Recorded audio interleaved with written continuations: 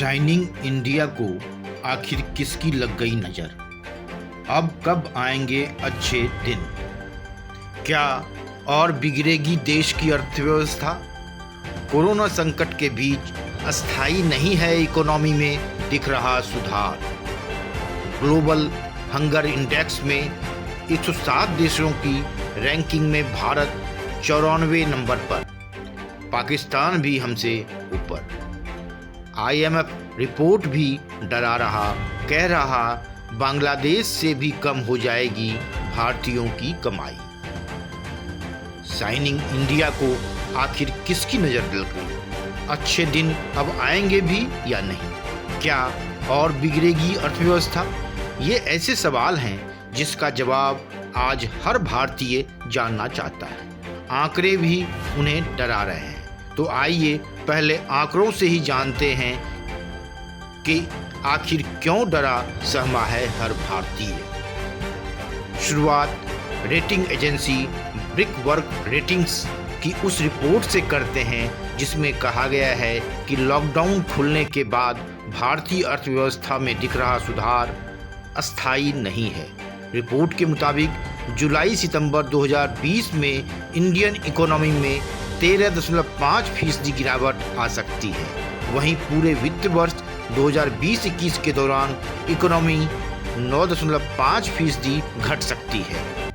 वहीं अंतर्राष्ट्रीय मुद्रा कोष IMF की भारत के संदर्भ में की गई उस रिपोर्ट की बात करें जिसमें कहा गया है कि इस वित्त वर्ष के दौरान भारत की प्रति व्यक्ति GDP पर कैपिटा GDP 10.3% की गिरावट के साथ $1,877 रह जाएगी।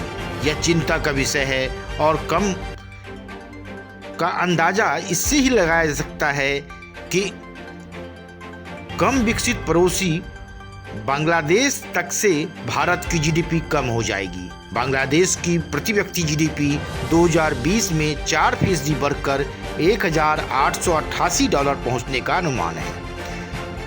107 देशों के ग्लोबल हंगर इंडेक्स रिपोर्ट भी चौंकाने वाली है। इस हंगर इंडेक्स में भारत इस साल 94 नंबर के साथ सीरियस कैटेगरी में रहा है। दुनिया भर में भूख और कुपोषण की स्थिति पर नजर रखने वाली वेबसाइट ग्लोबल हंगर इंडेक्स ने यह रिपोर्ट जारी की है। एक्सपर्ट्स का कहना है कि कुपोषण से निपटने में ढीले रवैये और बड़े राज्यों की खराब परफॉर्मेंस जैसी वजहों से भारत की रैंकिंग नीचे रही है। भारत का नंबर पाकिस्तान, बांग्लादेश से भी नीचे है। ग्लोबल हंगर इंडेक्स में बांग्लादेश, पाकिस्तान और म्यांमार भी सीरियस कैटेगरी में रखे गए हैं, लेकिन तीनों की रैंक भारत से ऊपर है। बांग्लादेश 75वें, म्यांमार 78वें और पाकिस्तान 88वें नंबर पर है। नेपाल 73वीं रैंक के साथ मॉडरेट हंगर कैटेगरी में है। इसी कैटेगरी में शामिल श्रीलंका का 64वां नंबर है।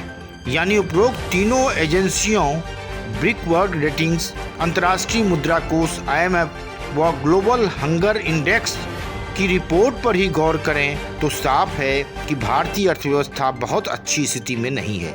और सीधे सीधे यह कहा जाए कि बुरे दौर से गुजर रही है तो गलत नहीं होगा।